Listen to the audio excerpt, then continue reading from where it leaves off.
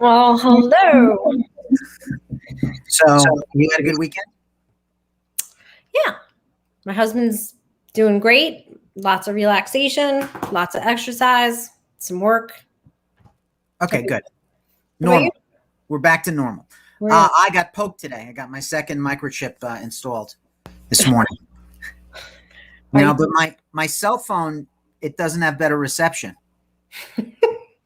I was hoping that I would have better reception of my cell phone if I held it in the arm where I got the shot, but I guess that's not happening. Maybe I need a 5G compatible phone. I just got one. I'm very excited. Very nice. It's always nice. I've got the 12 mini. Oh, super excited. Very, very fancy. Very fancy. So I think the theme that's been running through really since we started recording is obviously this market, this very intense market. And we talked about last week the crazy stats for Q1. And we've talked about buyers agents being the heroes and, the poor buyers that are being left in the dust. And we've talked about celebrating, this is a good time for many sellers. However, it's not an easy market to navigate for so many sellers, just like so many buyers, right? Because there's complications. There's complications, which is leading to the lack of inventory. So I feel like there's sort of this neglected group here. Everybody just assumes, oh, sellers are all good, but there's like, that what was the cargo ship that got stuck in the Suez, the Ever Given? Yeah. That's kind of what's happening right now. So we've got a clogged canal, is what you're saying. We've got a clogged canal, and it's clogged with stuck sellers. Not just too many buyers. Everybody just focuses on the too many buyers, but there's too few sellers because they're stuck for many reasons. One of the things that is keeping people who would otherwise sell on the fence is the lack of options that they perceive as they look at the market. There's a certain, let's face it, there's a certain percentage, if we really admit it, of sellers who sell only because they found a house they'd rather live in. Oh, yeah. So that slice of the market's gone. Yeah. Found a house we'd rather live in, so we're going to sell this house. They said they'd wait for us. Well, that doesn't happen anymore. No one wants to wait for you. They don't need to wait. Why would I wait if I didn't need to wait? So then there's more sellers who are just, they haven't found their dream home as a reason for selling, but they would organically sell at this time of life, and they remain on the fence because they really don't see any options out there. And this is sort of the opposite of how I acted like a grief counselor in 2010 and 11 when people were saying, I could have sold at the height. Why didn't I sell in 2005? And the answer was, yeah, but you presumably would have continued to live indoors and you would have overpaid for your next place. So what are you worried about? Right. And that has actually helped. So there is a concern about overpaying for their next place. There's a concern about, I've refinanced into a low interest rate. But there are options. I mean, if you'd like to sell, if you would like to downsize, and your only reason for not selling is that you just don't see anything out there, there are options. I mean, there's things that we can do, but you need to talk to a broker who can, help with this sort of thing. Well, absolutely. I might know one or two. And so if you knew a broker that could help a seller who is circling the drain unsuccessfully at this moment, what do you think that broker would do differently? Okay. Well, this is how I think we should, we meaning the industry, should coach our agents. So buyer agents right now are frustrated because when they hit enter on search on the MLS, there's not a large selection of stuff. Okay, fair enough. And that's true. So when the going gets tough, the tough get going. So what will you do to expand your inventory, your offerings to the folks? Well, there's a lot of for sale by owners out there who maybe don't want to list for one reason or another because they think this is their window of time. But we all know that a for sale by owner, is often 9 times out of 10 is going to end up listing anyway. Mm-hmm. And after the first hang up phone call or whatever, if an agent calls them and the numbers can get worked out, then that's inventory. They're open listings for sale by owners. Most for sale by owners are not in it to avoid agents so much as they are to try and save some money. So let them think they're saving money. I'm for that. I don't know that they will or they won't. I think our commission is a line item in a larger pie. And I would say that, for example, my latest listing, my commission was paid for and then some. So buyer agents should be looking for listings. They should be talking to for sale by owners. Here's a thought. So hopefully, if you're an agent out there, you know what AI is. Hopefully, you have some sort of a database of people that have inquired in the past. And AI plus database should every week, perhaps depending on the size of your database, every day, give you an idea of who might be looking at moving sometime in the next 60, 90, 120, 180 days. Yep. There's some people that don't want to go on the market, but you know what? If you had 5 or 6 buyers that are looking for a house just like theirs, they'd be willing to let you show them. Yep. That's 2. That's 2. There is I don't like the term shadow inventory because it's already been taken, right? But there is sort of an unlisted number of properties out there. They are not on the MLS, but the owners would sell if the stars aligned. And it's our job to make the stars align, right? But the database thing is no small thing. I've seen agents come into this brand and fail because they didn't manage their databases. We had an agent leave recently, very accomplished agent, and there were 39 people in their database, 20 years in the industry, 39 people in their database when I went to do the post-mortem on their leaving the firm. I mean, that's like having this enormous, that's like being thirsty and having this enormous faucet that you don't want to turn on. I was going to say, this is probably an agent who's actually afraid and mad at Zillow, but Zillow is just doing what it's an agent's job to do. And so one of the most important reasons to have a broker that you have a personal relationship, and here's why having a human being manage a database as opposed to a computer or a company manage a database, is that that broker has personal relationships with these people who have personal relationships with other people. And that goes out further and further. And these qualified good agents will have people with feelers out for the needs of their buyers. And that just do the algorithm, right? But it's human, it's human touch, human connection, human contact with the database that makes a difference. Right. So there is coupled with the AI. Right. You can also not use AI. You can just use, real intelligence. You can use the phone. Now, there is a moratorium on cold calls, but there's nothing that says you can't call your database.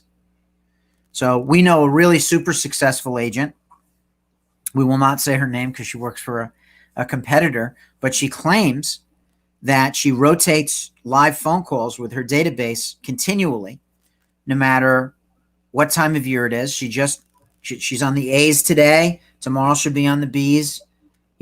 This week, next week she's on the C's. So, you can call your past clients and you don't have to be like, do you want to sell? You can just be, how you doing? And but in turn, if you don't have a broker, if you're a seller who's clogged, what are we calling it? Stuck in the Suez, then you need a broker who's doing these things. It's not the MLS that's going to solve your problems because you already know what's on the MLS. You can easily go to Zillow. You can easily go to Trulia and Realtor.com and find what's even coming soon. But you really can't find what's out there that is not potentially ever even going to hit the market at this point because of one reason or another. but you need somebody who's aware. It's like the real estate black market. Well, yeah, I mean, but you should avail yourself of all resources if you're a consumer. So if you are a seller, presumably someone sold you this house. And presumably you know a real estate agent. Now, you may not like the real estate agent that sold you the house, but you probably know a real estate agent. You probably know a real estate agent, either by reputation or personally, who you respect. So there's no harm in calling an agent and just teasing it out and seeing how many days do you think it would take my house to sell? I'm not sure if I want to sell, but can you give me a ballpark view of what my house would sell for? Some people just overdo it. They overdo it. They overthink it. Here's a good scenario. Okay. So, I'm thinking of selling. So I'm going to call an agent. Well, without seeing the house, they don't feel comfortable throwing a number around. Oh my God. All right. Well, I'll tell you what, we've got to have a garage sale this spring, and then we'll get all this crap out, and then you can come. No, no, we don't need to wait for the flowers to come in. We don't need to wait for you to get for the planets to align. This is the HGTV corners. This is what I call the HGTV effect. If my house is not a perfect shade of gray with black and white subway tile and blah, blah, blah, then I'm afraid to put my house on the market. Right. And right. You're not putting it on the market. You're just having a pro take a look at you. Like, I get that before you go to the doctor, you wear clean underwear. I get that, before you bring somebody to the house, you clean the sink out, clean the litter box. But you don't need to make the house a Vestal Virgin again. I attribute that. That's what I was attributing to TV. The low inventory way pre-COVID that started a few years before COVID, I attributed to that. So then you take the confluence of, anybody who's just like, I don't want people, feels like Jenn used the big word, yay, in the right place and said it right, of the HGTV effect. And then you've got people who legitimately don't want strangers traipsing through their house, period. Understandable. And then you have the people who are afraid of that they're not going to find anything to buy. But what's there's one other thing that's holding people back that I'm going to see. I texted myself. Let's say. You texted yourself? Maybe you want to download Evernote or something like that. Oh, no, we said it earlier. No, texting myself is so much easier. You don't have to open another app. It's the best. Okay. Yeah. Listen. I have some. What did you text yourself? I'm on the edge of my seat. Oh, the bullet points. Oh, we just said it already. Not only are they afraid of what they can buy, they're just so afraid of overpaying and entering into this crazy buyer's market. Yes, they want to take advantage of it, but they also don't want to be a victim of it. So right. Okay. Well, that's for sure. There are people out there, by the way, who have property that they already own. They have a house in Florida. They're already planning on building something in Delaware. There's all kinds of different things. There are people that have property that they do not live in that they have not listed yet. And the holy grail of this market is a vacant home. Oh, yeah. Because you're not waiting for anybody to move out. All right. It's a blank slate. We don't need to get someone's okay to show it. We're not worried about, somebody being in the shower. Right. So what their hesitancy could be, right? Because what we're trying to figure out is what's the clog here. Those people, there's just so many people that just may need an expert to kind of talk them through a couple of things, because they've got, I don't know about you, but I have so much more on my plate through this pandemic. I mean, look, it's been great. We're moving forward. It's, we're growing and everything is fantastic, but I've had more complications and whatnot, and people around me dealing with COVID related situations. And that's kind of where we're all at. So sometimes, even though I may be sitting on something very valuable, until somebody actually comes, grabs my hand and walks me through that process. So if you're sitting on something like that, and I think I wrote a summary that in Putnam County, I think you can safely say across the board, the average is at least 10% increase in a year. Yes. in your home value safely. And these are conservative numbers. I don't want to come out numbers. We did these numbers last week. It's up 10%. Right. It's up more than that. So I'm saying across the board, average about, right? Sure. So if you're sitting on a piece of property that is just like getting cobwebs, it's not income producing, it's not any of those things, or even if it is income producing, reach out to a broker that you trust and respect, because I'm not a big one of always trying to time the market. But when it comes to a second home or something that's not hugely impacting your personal life, you should try to time the market. Yep. Putnam's up 16%. Yep. So that's why I said across the board for an average safe is to say everybody's up 10. All right. So it's safe to say that if you. But by the way, in case you're wondering, I'm on a cleanse. Oh, are you really? I'm doing Splendid Spoon, but I haven't. It's not Capri Sun. It's cleanse. It's juice cleanse. I'm having extra electrolytes because I had my COVID shot today. Good. So. Sorry. Go ahead. All right. So. With anything that is you don't have figured out, you should talk to an expert. You understand? Okay. So I have a pain in my Zorch. I talk to a doctor. Okay. I need a new toilet. I talk to a plumber. I'm not going to buy a new toilet and install it myself. Okay.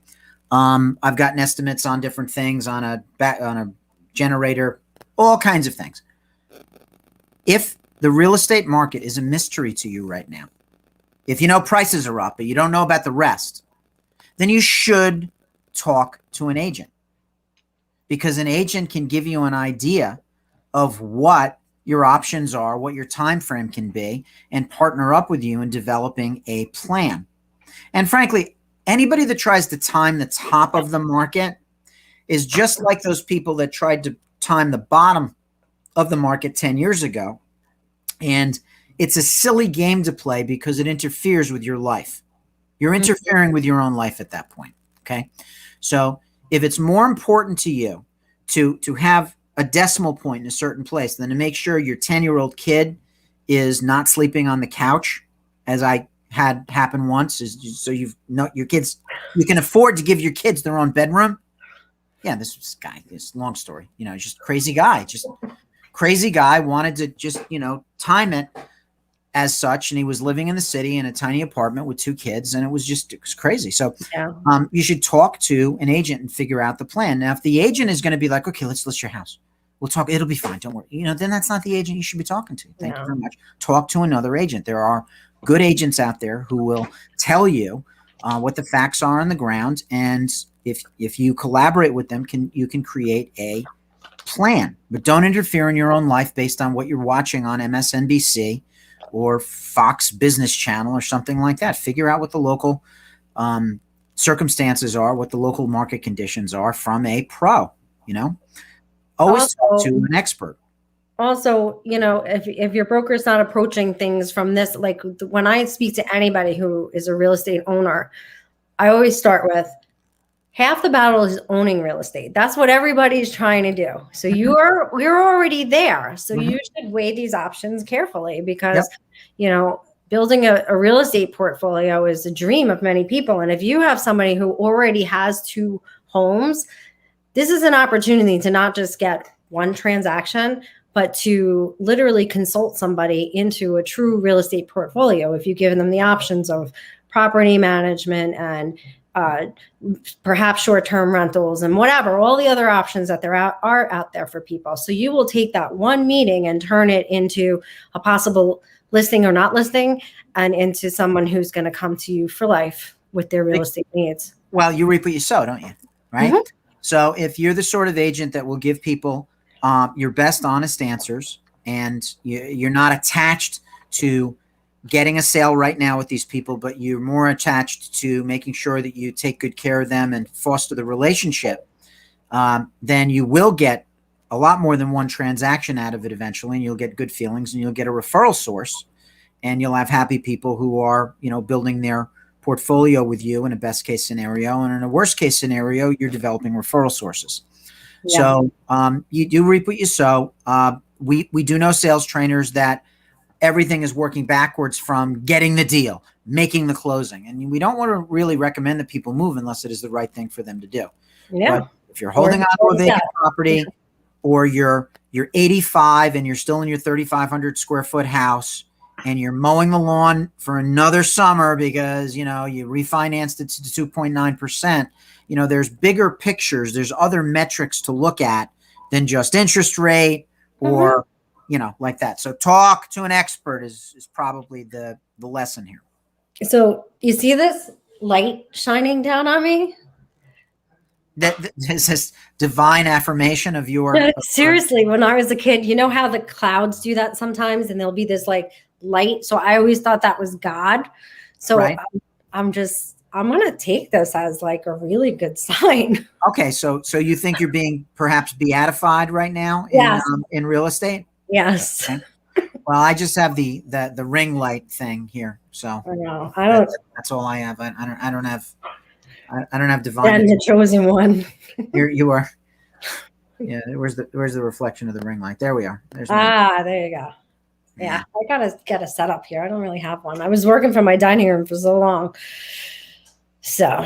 Yeah, I'm in the bunker. I'm in the basement bunker. No.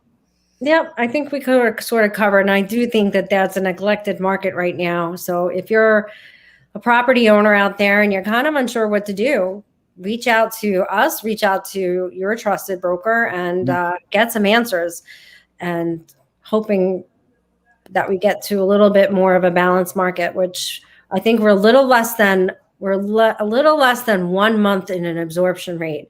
And a healthy market is a 6-month absorption rate. And we have almost always experienced in this area more of an 8-month absorption rate for many, many, that's sort of our average. So if everyone that was concerned about the inventory problem or is not listing their house because they don't know where they'll go, if everybody who did that just listed their house, they would have some place to go. Yeah, exactly. You know what I'm saying? Wow. It's a self-imposed embargo that feeds on itself. It's a vicious circle, as they say. It is a vicious circle. Right? So talk to an expert is the answer. That's the first thing. Absolutely. And if you can't find one, call us. We better get off camera before I get seen sucking every last bit of juice out of my juice box. Okay, well, enjoy your cleanse. It's about that time of day. All right. Okay. We'll see you guys next week. Happy Monday.